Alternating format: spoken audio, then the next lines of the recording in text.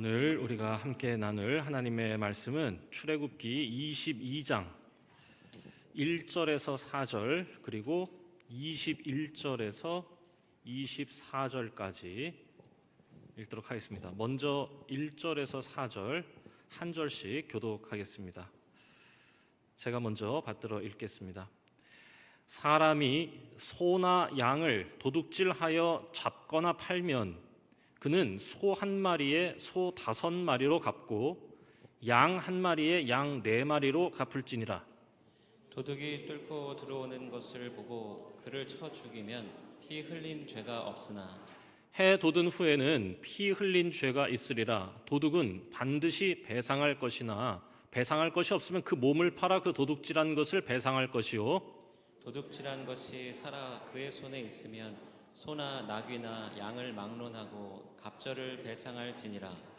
21절부터 24절 제가 또 먼저 받들어 읽습니다. 너는 이방 나그네를 압제하지 말며 그들을 학대하지 말라. 너희도 애굽 땅에서 나그네였음이라. 너는 과부나 고아를 해롭게 하지 말라. 네가 만일 그들을 해롭게 함으로 그들이 내게 부르짖으면 내가 반드시 그 부르짖음을 들으리라. 나의 노가 맹렬함으로 내가 칼로 너희를 죽이리니 너희의 아내는 과부가 되고 너희 자녀는 고아가 되리라. 아멘. 자, 오늘 말씀 제목을 너희는 내게 거룩한 사람이 되어라 이렇게 잡았습니다. 솔직히 이제 이 출애굽기 22장 말씀뿐만 아니라 21장부터 시작되는 이 율법 부분의 말씀은 목사님들이 설교하기를 굉장히 꺼려하는 본문입니다. 그런데 이제 이 수요 예배의 순서를 정하는 데 있어서 우리 이임훈 목사님이 절대 권력을 갖고 계시기 때문에 저한테 22장을 자꾸 하라고 그러시는 겁니다. 그래서 순종하는 마음으로 네, 하겠습니다 하고 말씀을 묵상하고 읽는데 22장의 말씀은 율법 말씀이죠. 십계명을 주신 하나님께서 더 구체적으로 이스라엘이 이제 어떻게 살아야 하는가에 대해서 자세한 이런 이 규율들을 주시는 겁니다. 규례들을 주시는 건데 22장 말씀의 결론이 오늘 말씀 31절 우리가 읽진 않았는데요. 22장 31절에 이렇게 말씀의 결론을 맺습니다. 너희는 내게 거룩한 사람이 되어라.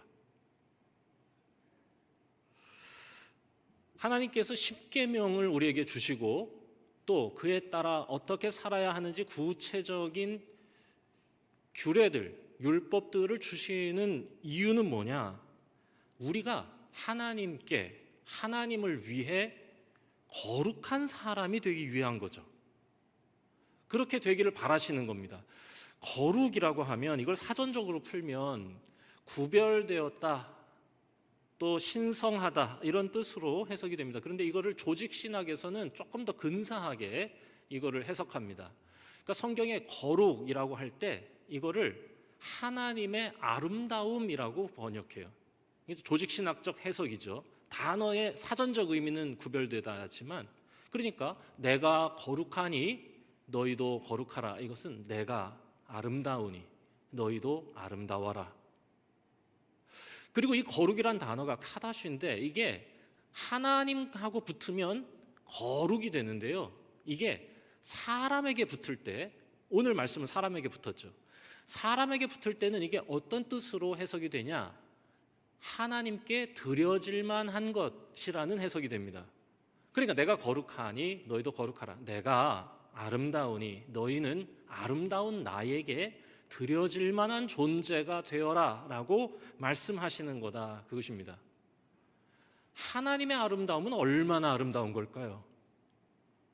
우리가 생각하는 아름다움을 훌쩍 뛰어넘죠. 우리가 만들어내는 아름다움보다 훨씬 아름다운 거죠. 그래서 저는 이 하나님의 아름다움 앞에 한자를 더 붙입니다. 항상 압도적 아름다움. 입이 떡 벌어지게 아름다운 거죠. 그래서 그 하나님의 영광, 하나님의 아름다움, 그 앞에서 우리는 겸손해질 수밖에 없죠. 자, 그런 하나님께서 너희도 나처럼 거룩한 사람이 되라고 말씀하시는 겁니다. 어떻게 그러면 어떻게 하나님께 거룩한 사람이 되어야 한다고 하시는 거냐? 자, 오늘 우리 말씀을 보니까 이게 거룩하라고 그러면 뭔가 경건하고 뭔가 신성한 행동들을 요구하실 것 같은데 말씀을 쭉 보면요, 굉장히 현실적입니다. 그리고 우리가 생각하는 거룩하게 보이는, 우리가 생각한 그런 건 없는 거예요. 거룩해라 이렇게 하면 뭔가 경건하고 이제 이런 거일 것 같은데 너무 현실적이고 상식적인 어떤 뭐 배상 문제 이런 걸 얘기하고 계신 겁니다. 크게 두 파트로 나눌 수 있는데 말씀을 빨리빨리 보면서 제가 설명을 좀 드려보겠습니다. 자, 첫 번째 파트가 1절에서부터 20절에 요거를 소제목을 제가 달아보면 남에게 피해주지 말아라입니다.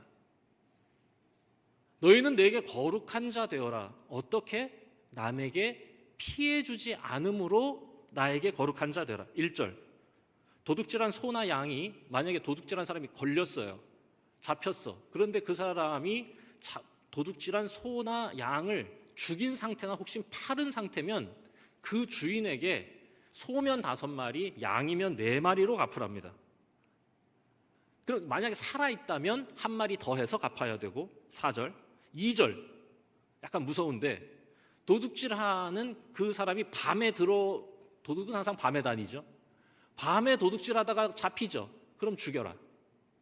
근데 만약 낮이면 그냥 잡아서 배상하게 해라. 5배 배상시켜라 이거죠. 5절, 소나 양만 도둑질하느냐, 남의 밭에 손해를 끼친 자도 다 배상하라는 말씀입니다. 자기 소나 양 끌고 가서 남의 밭에 풀 먹였으면 더 좋은 것으로 다 갚아라. 그리고 혹 불 잘못 다뤄가지고 내가 불 하던 게 불씨가 날아가가지고 남의 밭을 다 태웠으면 그것도 다 갚아라. 그거 네 잘못이니까. 굉장히 상식적인 말씀이죠. 솔직히 이제 이렇게 얘기를 하다 보면은 도대체 거룩은 어디 나오는 것인가 이런 생각이 드는 거죠. 또 남의 것을 맡았을 때도 그렇습니다. 7절, 이웃에게 잠시 맡겼는데 맡긴 것이 도둑 맞았을 경우 그 도둑이 잡히면 2배, 도둑 못 잡았으면 그걸 맡은 사람이 나 잃어버린 거야 라고 하고 몰래 숨겼을 수 있으니 재판장 앞에 세워라. 너무 상식적이죠. 우리 하나님이요 이렇게 세심하신 분입니다. 그러니까 누구도 손해보면 안 된다는 얘기를 쭉 하세요. 자, 이 얘기가 20절까지 쭉 이어집니다. 그냥 남에게 피해주지 말라는 거죠.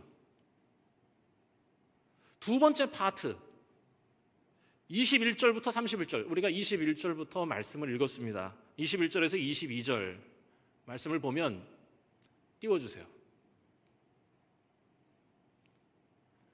나그네를 압제하지 말고 학대하지 말아라. 너희도 애굽 땅에서 나그네였습니다. 너는 과부나 고아를 해롭게 하지 마라. 두 번째 파트가 끝까지 쭉 이어지는데요. 이 두 번째 파트의 소제목을 달자면 약한 사람 괴롭히지 마라. 너희가 나그네였다는 거 기억해서 나그네, 고아, 과부 절대로 힘들게 하지 마. 그리고 25절, 가난한 사람에게 만약에 네가 돈을 빌려준 게 있으면 절대로 이자 받지 마. 여기서부터는 약간 힘들어집니다. 아이고. 26절 더 충격적입니다. 옷을 저당 잡았으면 밤이 되면 반드시 돌려줘. 왜냐? 밤에 벌거벗고 자게 하면 안 되는 거야. 너무 따뜻한 하나님의 마음이 느껴지죠. 자, 그리고 이어지는 충격적인 경고. 오늘 우리가 읽은 말씀입니다. 23절. 네가 만일 그 연약한 자를 괴롭게 해서 그들이 나 여호와에게 부르짖으면 하나님 못 살겠습니다. 너무 힘듭니다. 내가 반드시 그 부르짖음을 들으리라. 24절. 그러면 나는 맹렬히 분노할 거고 내가 칼로 너를 죽일 뿐 아니라, 너무 무서워서 다 못 읽겠어요. 너무너무 무서운 말씀을 하세요. 네 아내는, 그렇지, 저를 죽이니까 제 아내는 과부가 되는 거죠. 그리고 저를 죽이시니까 제 자녀는 고아가 되는 거겠죠. 네가 만약에 연약한 자의 눈에서 눈물 나게 하면, 연약한 자가 괴롭다고 소리 지르게 하면 반드시 내가 너를 죽게 하겠다 라고 엄하게 경고하시는 거예요. 물론 이 말씀은 무섭고 또 맞아, 응당해야 될 일이야 라고 하는 마음이 들지만, 이게 거룩과 연결이 되는 건가? 라고 하는 생각이 여전히 남습니다. 온통 사람을 향한 규정들 뿐이죠. 그런데 오늘 말씀의 결론이 뭐냐? 31절. 이 삶을 통해 너희는 나에게 거룩한 사람이 되어라.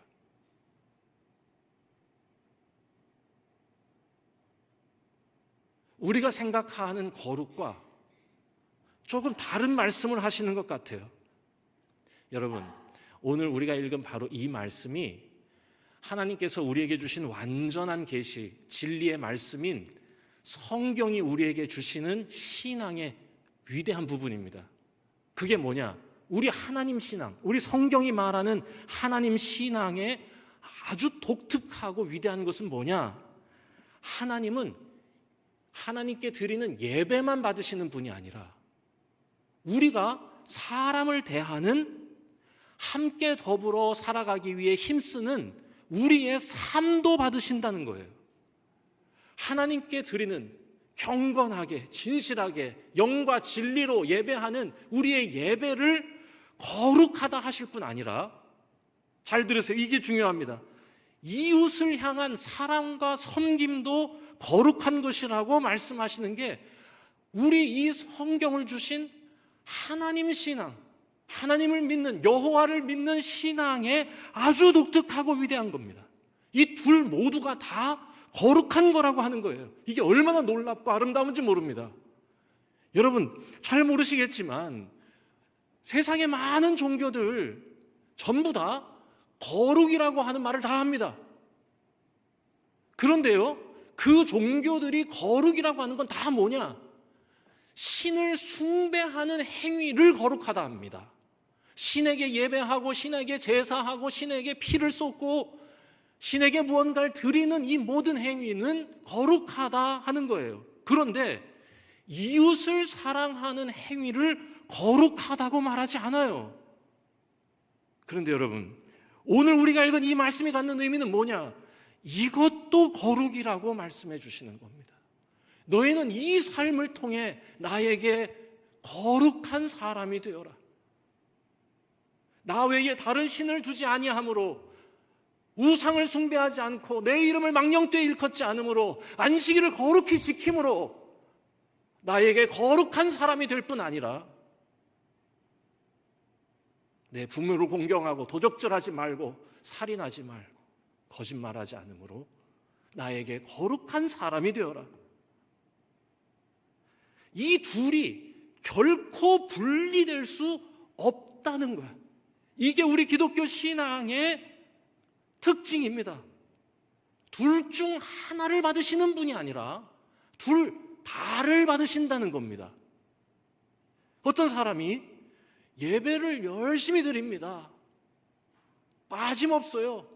주일 성수 철저하게 합니다. 그런데 사랑이 없어요. 그래도 괜찮은 사람이지 라고 생각할 수 있죠. 그 사람 참 인격이 좋고 참 사랑이 많은데 예배를 잘 안 드려요. 여러분, 어느 쪽이 더 좋은 겁니까? 둘 다 안 됩니다. 둘 중 하나라도 받으시는 분이 아니에요, 우리 하나님. 그러시대잖아요. 맞다고 얘기해. 그러신 걸 둘 중 하나만 받으시는 분이 아니세요. 둘이어야 받으시는 분. 하나님을 예배함으로 하나님이 주시는 은총을 입어 사랑하는 자로 살 때, 그때 하나님은 거룩하다, 구별되었다 하시면서 우리를 받으시는 분이다. 사람들이요, 이걸 자꾸 잊으니까 하나님께서 우리에게 십계명을 돌판에 새겨주신 것입니다. 모세를 불러다가 산 위에서 그 어둠 가운데에 우레와 천둥 속에서 돌판에 깊이 새겨주세요. 뭐라고 새기느냐?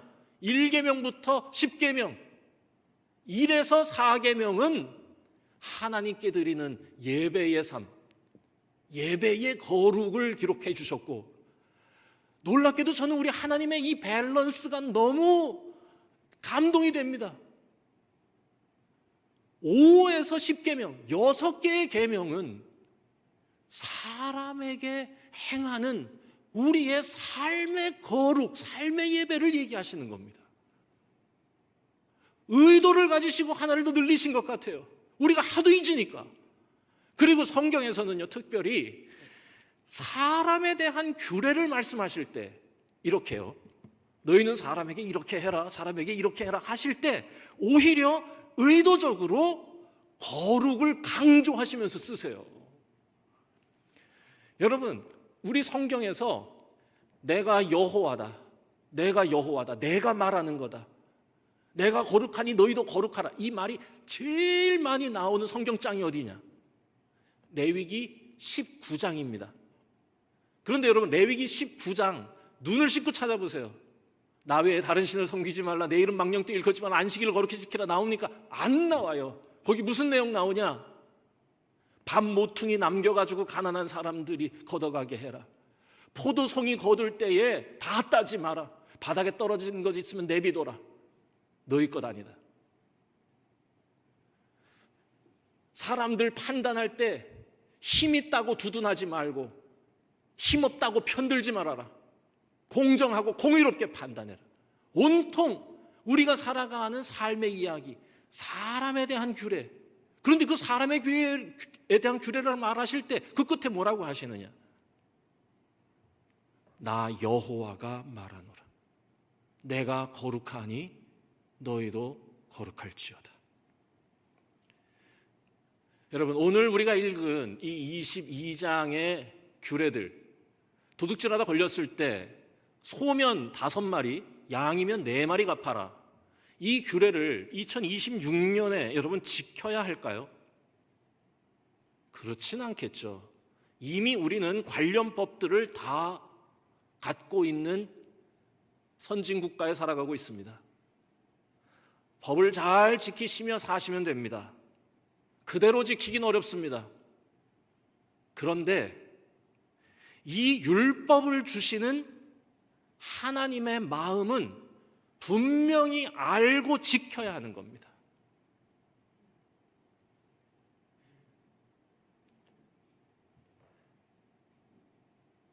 다른 사람에게 손해를 끼치지 말고, 손해 끼친 일이 있으면 꼭 갚아야 하고, 너는 개인의 이익만 추구하며 사는 자가 아니라 하나님이 주신 이 아름다운 공동체적 삶을 살아가야 할 공공성을 가진 존재니까 그 마음 갖고 살고 약자를 보살피는 태도를 갖고 살아야 한다는 겁니다.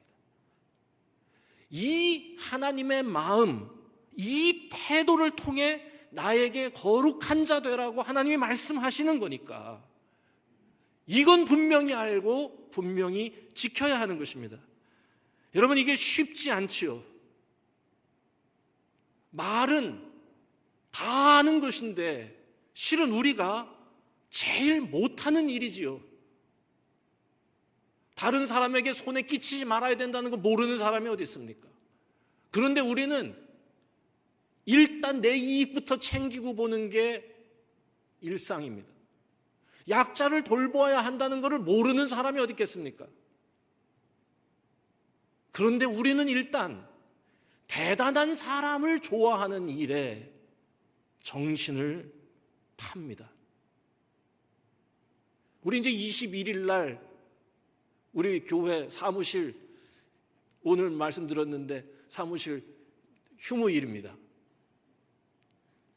사무실에 나오실 수가 없어요. 아무도. 다 아시죠?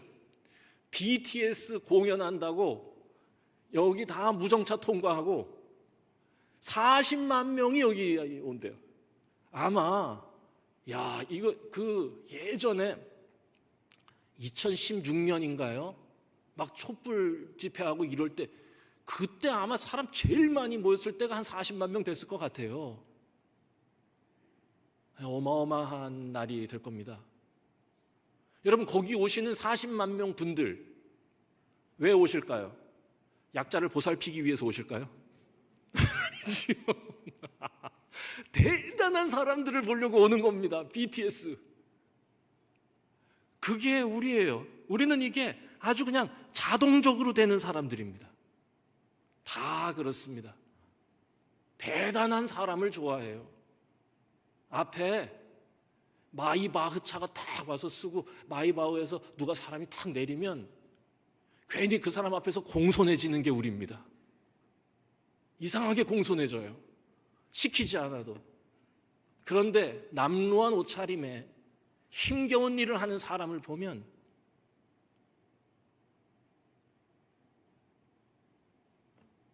나도 모르게 앞불싸 쉽게 대하는 마음을 품는 게 우리잖아요. 그러니 이렇게 살아야 된다는 건 다 아는데 그렇게 살아갈 힘이 없어요. 그러면 이런 마음을 어떻게 갖고, 이런 태도 어떻게 갖고 우리 아버지 하나님께 거룩한 자로 살아갈 수 있느냐? 여러분, 성경은 우리에게 뭐라 말씀하시느냐? 믿음으로 구하고 찾고 두드려라. 그리하면 가장 좋은 것, 성령을 너희에게 주시리라. 성경은요, 우리 안에 있는 사랑, 희락, 화평, 오래 참음, 자비, 양선, 충성, 온유, 절제가 우리의 노력의 결과물이 아니라 성령의 열매, 성령이 주시는 선물이라고 말씀하고 있습니다.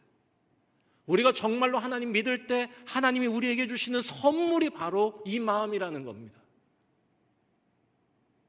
하나님을 참으로 믿고 예수 그리스도를 우리의 주로 고백하고 성령님과 함께 동행할 때, 진심으로 그 길을 걸어갈 때 하나님은 우리 안에 이전에는 없었던 놀라운 선물 하나를 심어주신다 이겁니다.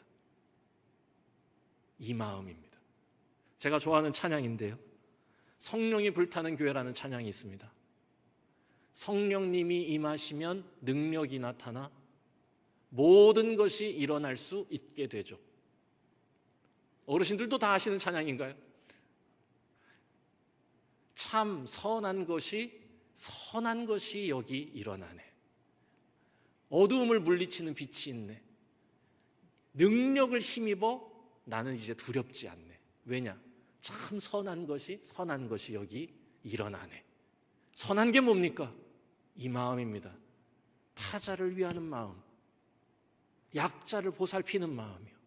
오히려 대단한 사람을 동경하는 사랑이 아니라, 놀랍게도 우리가 정말로 하나님을 가까이 하고 세상을 가까이 하는 자가 아니라 하나님을 가까이 하는 자로 살기 시작하면 놀랍게 우리 이 안에 벌어지는 변화가 뭐냐? 연약한 자에 대한 뜨거운 관심과 사랑이 시작된다는 거예요.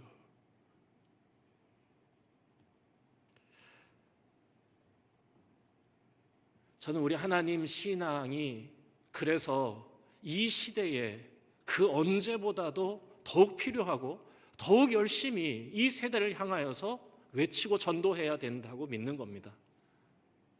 지독하게 이기적으로 살아도 누구도 욕하지 않는,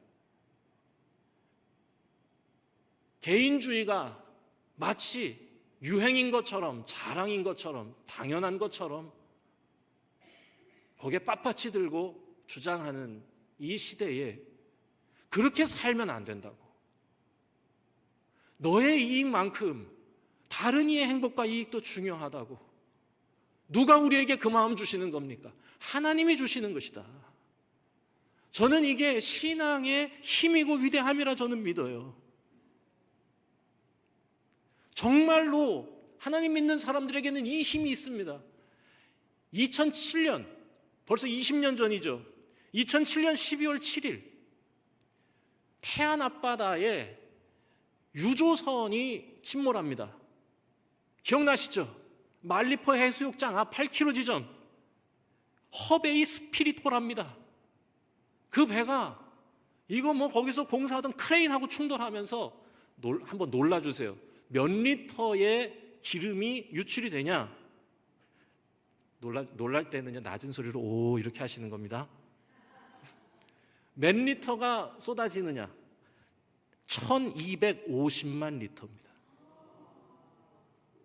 뉴스에 나왔어요. 뭐라고 하냐? 우리가 사랑하는 태안 앞바다는 영구히 회복 불가능한 오염 상태가 되었습니다. 그날 저는 뉴스를 보고, 제가 그때 청년부 목사 할 때인데요, 청년부 회장에게 전화했습니다. 김재땡입니다. 그 친구에게 전화해가지고 같이 갈 사람 좀 불러봐라.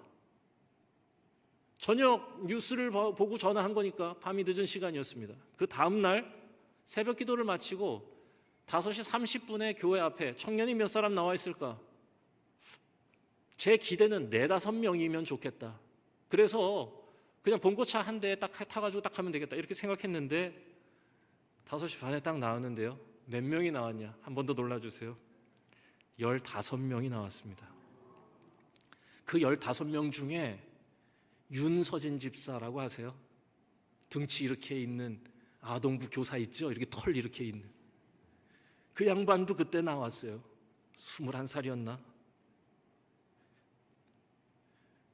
차에다 태웠어요. 그 교회 봉고로 다 안 되니까 제 차까지 끌고 와가지고는 무작정 새벽기도 끝나고 7시 반, 5시 반에서 7시 반까지 2시간 동안 태안으로 막 달려갔습니다. 여러분, 새벽에 태안은 차가 막힙니까? 안 막힙니까? 안 막혀요. 7시 반이 됐는데 태안으로 들어가는 길이 막혀 있습니다. 주차장 같이. 뭐지? 굳이 우리는 서로를 묻지 않았지만 우리는 서로를 알 수 있었어요. 어느 교회에서 왔나 보다. 감리교인인가? 장로교인인가? 서로 묻진 않아요. 그런데 다 알겠더라고요. 123만 명의 자원봉사자가 3개월 동안 태안 앞바다를 치웠습니다. 제가 사진을 준비해 왔습니다. 사진을 보여주세요. 제가 앉아서 돌 닦던 사진입니다. 저렇게 하루 종일 닦으면요, 딱 한 평 정도 닦을까 말까 합니다. 그런데 그 넓은 데에 1250만 리터를 닦으려면 한참 걸렸겠죠. 해외 토픽에 났습니다. 3개월 만에 태안 앞바다는 다시 예전의 깨끗함을 회복했다. 여기에 왔던 사람들이 전부 성도였다고 말할 수는 없지만 성도가 앞장섰던 것은 사실입니다. 통계 자료에 따르면 123만 명 중에 80만 명이 기독교인이었습니다. 왜일까? 성령님이 이 마음을 선물로 주셨기 때문입니다. 이것이 신앙의 힘이고, 그리고 이 일은 참으로 하나님께서 받으실 만한, 하나님께 드려질 만한 거룩한 일이었다 확신합니다. 오늘 말씀이 우리에게 그걸 얘기하는 거예요. 한 가지만 더. 오늘 말씀에 보니까 말씀하고자 하시는 것이 연약한 자에 대한 특별한 배려입니다. 21절, 너희가 나그네였던 것을 기억하고 나그네 해롭게 하지 마라. 그걸 기억해라. 내가 연약할 때 너희를 사랑으로 돌보았던 걸 기억해서 너희도 연약한 자들을 사랑으로 돌봐야 한다. 이게 거룩이라고 얘기하시는 겁니다. 저는 배화여자대학교에서 일하고 있습니다. 저희 학교는 캠벨이라고 하는 여자 선교사님이 세우신 학교인데요. 캠벨 선교사님은 어떤 집안 출신이냐? 아주 좋은 집안 출신입니다. 할아버지가 대학교 총장이면서 목사셨고요. 아버지가 변호사시면서 목사셨습니다.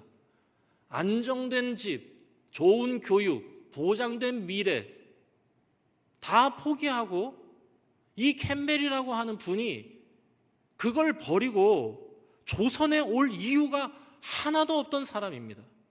그런데 이분이 왜 이 조선이라고 하는 데에 호련단신 혼자서 이곳에 오시느냐? 26살에 남편과 결혼했는데 딸과 아들을 낳고 5년 만에 남편과 아들이 죽습니다.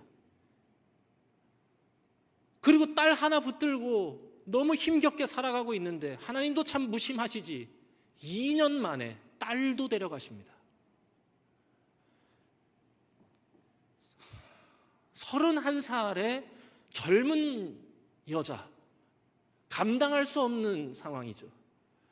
대인기피 증상이 있어서 집에 들어가서 나오지도 않았답니다. 3개월 동안. 그때 그 캠벨이 죽을 것 같다고 걱정하며 그 동네 교회 다니던 아주머니, 수잔 아줌마, 레이첼 아줌마, 아비가일 아줌마가 시간표를 짜가지고 월요일 날 아침은 내가 할 테니 화요일은 네가 해라. 아침마다 스프와 빵을 가지고 캠벨의 집에 문을 두들겼습니다. 스프 가져와서 나와서 먹어. 안 나오죠. 식는다. 나 갈 테니까 먹어. 다음 날 또 수잔 아줌마, 그 다음 날 레이첼 아줌마. 3달 동안 문 열지 않던 캠벨이 3달 만에 나와서 그 아줌마들 품에서 엉엉 울었습니다. 저를 더 깊은 절망에 빠지지 않게 해주셔서 고맙다고.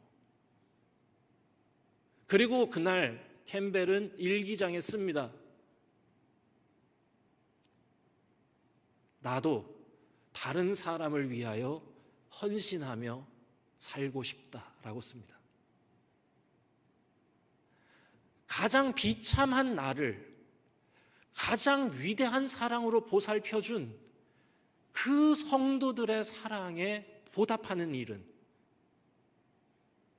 나처럼 가장 비참하고 연약한 자들에게 내가 보여줄 수 있는 가장 위대한 사랑을 보여주며 사는 길이라 깨달아서 간호사 학교에 갔고 선교사로 나온 겁니다. 본인이 나그네였던 것을 기억하고 나그네인 나를 돌봐주었던 그 아주머니들의 사랑, 하나님의 사랑으로 깨닫고 나도 나그네를 돌보는 그 뜨겁고 아름다운 삶을 살겠다고 결심하셔서 이 조선에 오셔서 여자아이들을 위한 학교를 세우신 겁니다. 하나님이 주신 선한 마음, 그 선물 같은 마음에 반응하고 순종한 거룩한 삶의 이야기라 저는 읽었습니다. 말씀을 정리하겠습니다. 여러분, 오늘 말씀은 온통 사람에 대한 이야기로 가득합니다. 하지만 사람을 어떻게 대해야 하는 이야기로 가득하지만 그 사람에 대한 하나님의 마음, 그 연약한 자들에 대한 하나님의 마음이 느껴지는 말씀들입니다. 오늘 우리가 이 사순절에 우리를 위해 자신을 내어주신 예수 그리스도의 삶을 깊이 묵상하면서 하나님, 우리의 마음에도 이 마음을 부어 주옵소서. 선물과도 같은 그 아름다운 마음이 제 심령 가운데도 심겨지게 하여 주옵소서. 하나님 더욱 사랑하고 하나님 더욱 믿음으로 하나님이 주시는 그 마음으로 저의 삶이 풍성케 하여 주옵소서. 그렇게 이웃을 사랑하고 나그네를 돌보는 사람이 되어서 하나님께 거룩한 자 되게 하여 주옵소서. 이렇게 우리가 오늘 함께 기도하면 좋겠습니다. 함께 잠깐 기도하겠습니다.